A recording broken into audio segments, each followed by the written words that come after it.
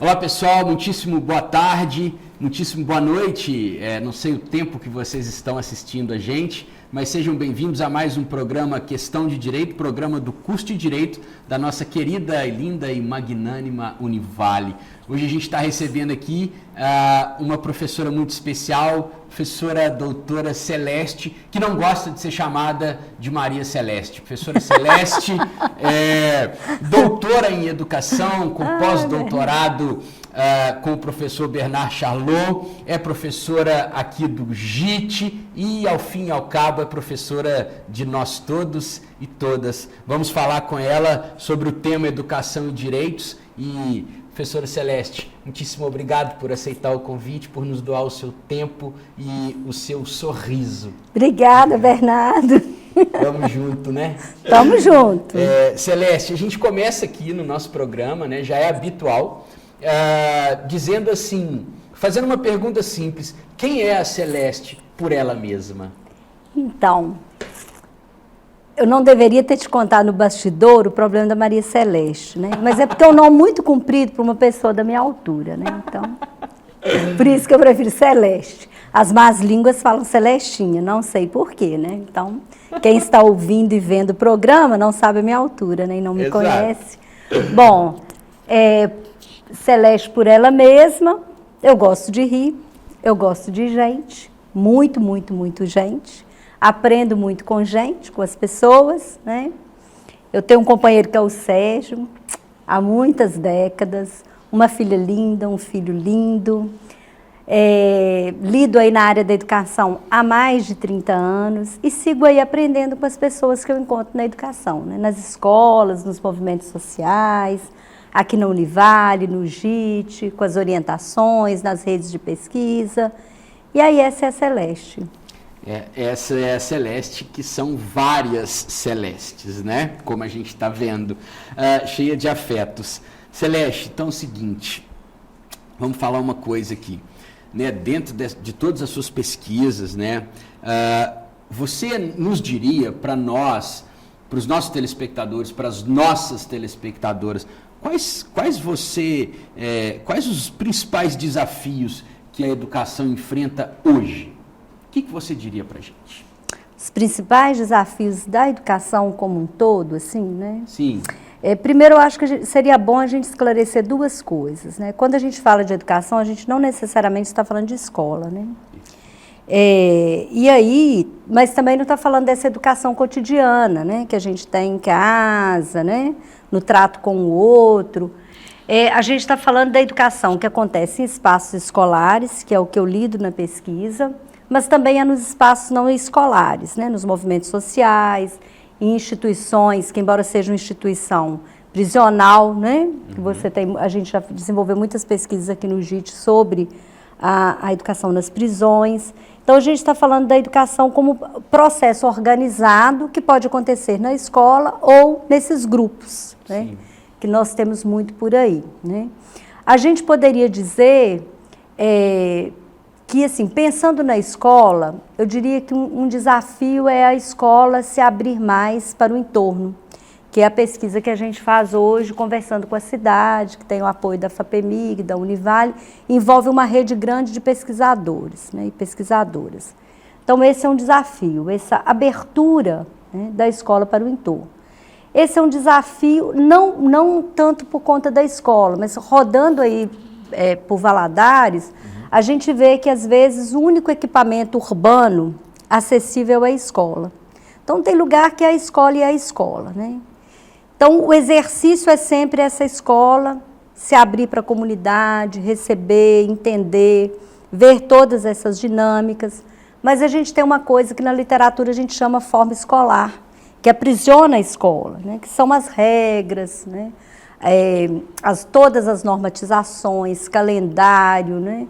Até o modo de sair com o estudante da escola. Então, a gente tem esse desafio do diálogo. E a gente tem um desafio que eu, né, fico muito feliz de ter sido revitalizado agora, que é a escola em tempo integral, que é o mais tempo de escola, né? Esse é um desafio que eu acho que a gente fala no próximo bloco. Sim. E pensando na educação no espaço não escolar, né, que é dos movimentos sociais, é o próprio modo como nós, pesquisadores da universidade, como a comunidade, a sociedade em geral, vê esses grupos ou se aproxima deles, né? Muitas vezes não se aproxima com o desejo real de aprendizagem, né? E de compreender as lógicas que circulam aí, que são muito diferentes de outras lógicas.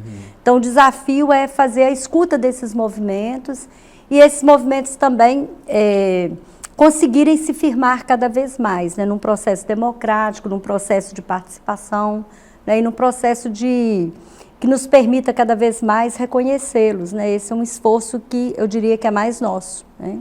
Muito bem. Me parece que, então, esse desafio está ligado numa espécie de efetivação das dignidades dessas pessoas envolvidas em várias formas de existir, há várias formas de conviver e várias formas de se organizar enquanto sociedade, né? Então, quer dizer, não há uma escola apenas, exatamente porque as necessidades de aprendizado são diversas, porque são pessoas diversas com necessidades diversas e mais. Todo mundo também tem alguma coisa para ensinar, né? Bom, Celeste, caminhando para essa questão, né, da efetivação da dignidade, que vem também pela educação, qual que é a sua leitura sobre o descumprimento dos direitos em face da educação? Quer dizer, se enxerga que há um efetivo cumprimento dos mandamentos constitucionais, do direito à educação? Como que você, uma pessoa que está imersa nos estudos dentro da educação, enxerga essa relação com a efetivação dos direitos? Então, acho que você começa colocando uma questão que é importantíssima e que a gente tem sempre que pensar, né? Primeiro, a situacionalidade dos sujeitos, né? Então, nós estamos falando de infâncias, estamos falando de adolescências, né? Estamos falando de pessoas jovens e adultas, estamos falando de estudantes do ensino superior, nós estamos falando de uma gama de pessoas aí, né? De certo modo, que estão no centro de qualquer processo quando se diz educação, né? Então, a efetivação dos direitos, nós ano que vem vamos completar 10 anos do Plano Nacional de Educação, que tem 20 metas, da educação infantil ao ensino superior, passando pela pós-graduação, pela formação de professores, né? E aí o que a gente vê nesses 10 anos é que muito pouco se andou, muito pouco se caminhou. Então, o que a gente vê é uma negação desses direitos. Então, nós vamos agora, ano que vem, já começou a discutir, né? Vamos, ano que vem, começar uma nova discussão do plano, que ela seja, né, tomara que ela seja realmente democrática, né, como a gente acredita que envolvendo as pessoas, envolvendo principalmente as pessoas para as quais a educação é destinada, né? Quando a gente fala de educação escolar. E aí a gente precisa colocar a centralidade numa infância que não tem creche, que não tem escola, né, para as crianças, numa adolescência que sai da escola e aí você enfrenta o problema da distorção idade-série, você tem pessoas não alfabetizadas e a gente às vezes as olha como alguém que sabe menos, né? Não reconhecendo os saberes, as práticas. Quando você fala da questão da formação de professores, que para mim é o grande nó, porque a gente tem uma perspectiva de formação muito técnica, como se eu precisasse te ensinar regras para dar aula. O que eu preciso é te valorizar profissionalmente, reconhecer que você é um profissional, que você trabalha, que você precisa de justiça, pagamento digno por esse trabalho, tempo de criar, de pensar, né? Então, a formação de professores, ela vem sempre como se os professores fossem sempre deficitários, né? E precisassem de aprender a usar tecnologia, um monte de coisa, né? Quando, na verdade, às vezes o professor não tem acesso nem condições de comprar livros, por exemplo, né? Então, acho que uma grande questão é a valorização dos professores. E essa é uma questão histórica, né? Que talvez você volte nela depois. Pode ser, sim. Celeste. E eu não sei se eu falei tudo, porque, assim, os desafios são enormes. É só pegar as metas do PNE e fazer uma leitura da realidade. Pronto. Né? Como diria lá o imperador, né? A lei acta est, a sorte está lançada. Professora Celeste, é claro que é impossível esgotar, porque você tem muito a nos dizer e a nos ensinar. E claro que nós vamos voltar no próximo bloco, mas a professora Celeste também vai voltar aqui no programa para falar de questões talvez um pouco mais pontuais, mas como eu disse, a sorte está lançada no sentido de que as informações estão dadas. Sem esta valorização da dignidade de quem aprende, mas também de quem ensina, é impossível a efetivação de um direito pleno à educação. Convido vocês a estarem conosco para o próximo bloco, onde nós continuaremos conversando com a professora Celestial aqui no nosso Questão de Direito. Aguardo vocês.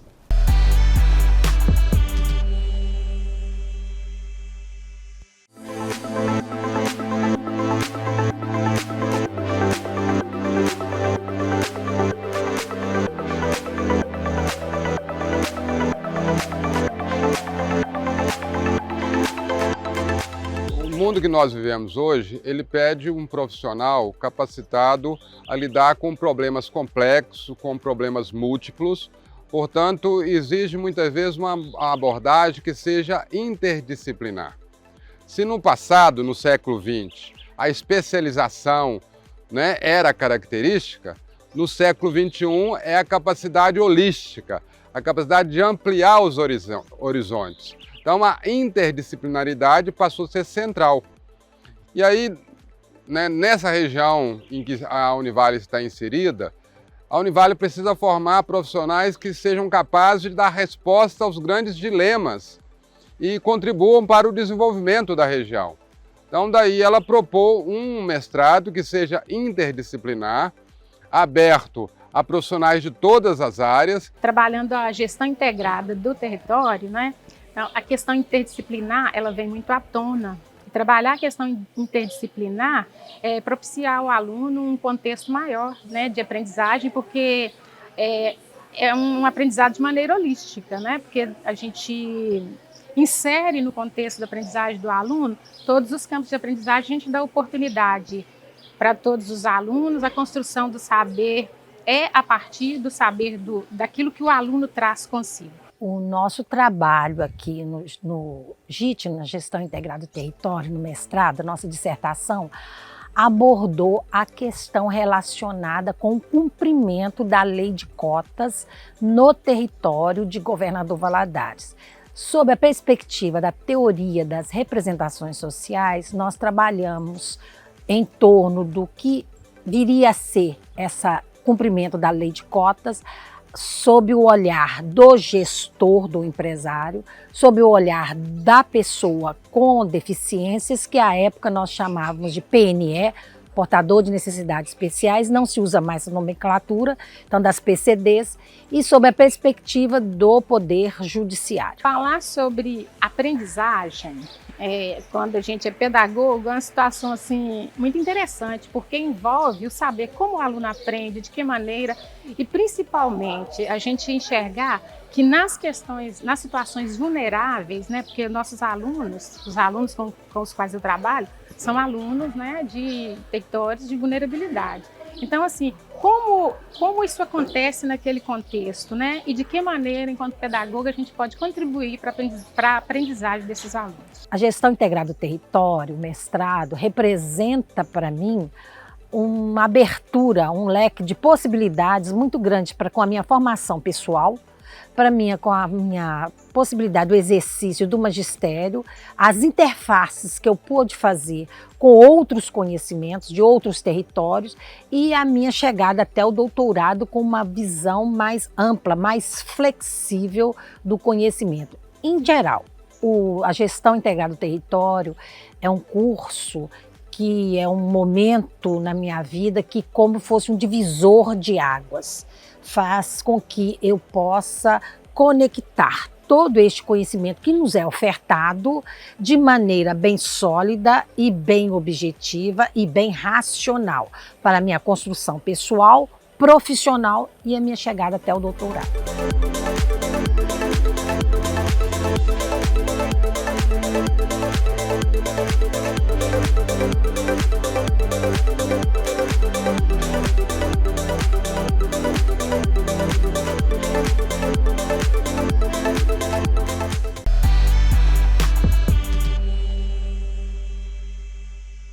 Pessoal, tudo bem? Voltamos aqui com a professora Celestial, que está falando sobre direito e educação, ou educação e direitos. Professora Celeste, nós estamos aqui em Governador Valadares. O que você diria para o nosso público acerca dos desafios, acerca do que a educação em Governador Valadares enfrenta nos dias de hoje, o que ela promete, o que ela precisa caminhar, o que ela já caminhou?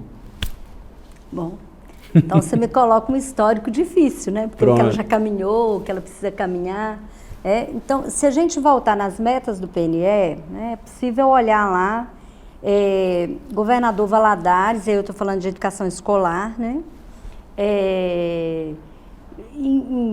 Um crescimento em várias metas, né? Um cumprimento quase, né, de várias metas, por exemplo, na cobertura da infância, no ensino fundamental, né? Nos anos iniciais, né? Um pouco lá para completar os anos finais. Mas o que a gente enfrenta seriamente em Governador Valadares e que precisa ser olhado com muita atenção é a questão da distorção idade-série, que eu diria, né? Que está muito ligada, principalmente nos anos finais do ensino fundamental, à questão da vulnerabilidade da violência juvenil. Então, assim, não dá para a gente recortar a escola, né? De todo um contexto social, de toda essa discussão. Então, essa é uma preocupação grande que é posta aqui no JIT, né, no Núcleo Interdisciplinar de Educação, Saúde e Direitos, que a gente discute bastante, né, tem uma temática que é da vulnerabilidade da violência. Então, os jovens em Valadares continuam morrendo e muito, né? Continuam, né, são muitas vidas sendo perdidas, e isso, quando você relaciona com a escola, onde é que estão esses jovens? Eles certamente não estão na escola, ou estão na escola num tempo em que não deveriam estar, porque, né, se ele tem 17 anos, ele já deveria estar no ensino médio. Sim. Às vezes vai engrossar lá uma fileira da EJA. Aí você tem saídas e idas e vindas do espaço escolar. Então, a gente precisa atrelar a questão da educação em Valadares a políticas de juventude. E uma solução que foi, né, que acabou não se efetivando muito e que já foi um avanço aqui, né, é o mais tempo de escola, né? Porque aí a gente precisa discutir várias coisas, mas principalmente que tipo de escola os jovens querem? Porque a gente diz assim, os jovens não querem ficar mais tempo na escola. Em que escola? Como é que você relaciona escola e inserção profissional, por exemplo, né? Porque a categoria trabalho também é forte para os jovens, assim como a cultura, né? Então, você tem toda uma discussão, e essa é uma discussão séria, né, da educação em Governador Valadares. E é uma discussão que a gente precisa ficar atenta, quer dizer, o engajamento, o envolvimento dos jovens, ampliação das redes de proteção, né? Eu sempre penso, Celeste, que a educação, a educação com crase, não podemos cobrar tanto quanto parece que as pessoas cobram. Por exemplo, diga assim, a educação é a salvação. Não, peraí, não há educação com uma pessoa com fome, não há uma educação com uma pessoa sem saneamento básico, não há educação sem eu vou dizendo aqui isso com o Antônio Cândido, né, com direito fundamental à literatura, por exemplo. Quer dizer, todas essas dimensões da existência humana, elas juntas com a educação podem transformar, mas acredito que entender a educação, e aí você trouxe muito bem, quer dizer, separado dessas outras tecnologias sociais, seja de inserção na cultura, seja de inserção no trabalho, seja de cuidado com as vulnerabilidades, ela não vai resolver o problema sozinha, evidentemente que não. E exatamente por lhe dizer isso, que eu gostaria de te ouvir. Agora, enquanto uma profissional da educação, né, com toda a sua trajetória, assim, uma vez que as pessoas têm acesso à educação, Celeste, o que você entende que a educação pode trazer para uma melhoria existencial da pessoa, da sociedade, enfim, como que a educação trabalha enquanto não é uma ferramenta, mas enquanto um local privilegiado de transformação social? Então, nós vamos dizer de novo, colocando a situacionalidade das pessoas, né? Quem são as pessoas, né? Primeiro, assim, a educação, ela nos torna menos dependentes do saber do outro, né? Então, eu começo a entender melhor o mundo que me cerca, começo a entender melhor do ponto de vista, né, das leituras, tanto de mundo quanto das leituras da palavra, né? Paulo Freire tem umas falas bacanas nesse sentido, mas eu começo a ser menos dependente desse saber do outro e começo a me colocar com autonomia, né? Então, essa não dependência do saber do outro e esse lugar de se tornar cada vez mais pessoa que coordena a sua vida, coordena seus propósitos, já é um grande ganho para cada pessoa, né? Claro. Somado a isso, se a gente for pensar a educação nas experiências estéticas, né? A educação com os princípios éticos, né? A educação pautada na solidariedade, no pensamento da humanidade das pessoas, né? A educação pautada naquilo que só a escola pode ensinar. A gente aprende coisas em vários lugares, mas essa questão do saber epistêmico, esse modo de pensar, né, de processar, de discutir, de argumentar, isso vem muito com a experiência da escolarização, né? Então, ter acesso a esse conhecimento historicamente, socialmente produzido, então isso tudo forma e contribui para as pessoas, né? Claro. Mas eu penso que o princípio é sempre esse, assim, né? Que a pessoa assumir cada vez mais as rédeas de sua própria vida. Isso o Kant chamaria de Aufklärung, né? Que é o esclarecimento, né? Professora Celeste, a gente está chegando ao final, e sempre ao final, que é um novo começo, por supuesto, a gente gosta de ouvir dos nossos convidados, das nossas convidadas, um caos, porque são pessoas que têm muito a ensinar, a gente tem pouco tempo de programa, mas o caos sempre faz com que as pessoas se tornem inesquecíveis, porque o caos é dela. Conta pra gente um caos seu aí. Eu vou contar dois, Bernardo. Então eu conta gosto dois. de ser desobediente. Mas eu vou contar Adorei. Dois. Eu vou contar um caos de 1987, de uma professora que chamava, porque ela faleceu, Cidinha, né? Uma professora brilhante, choninho de baixo.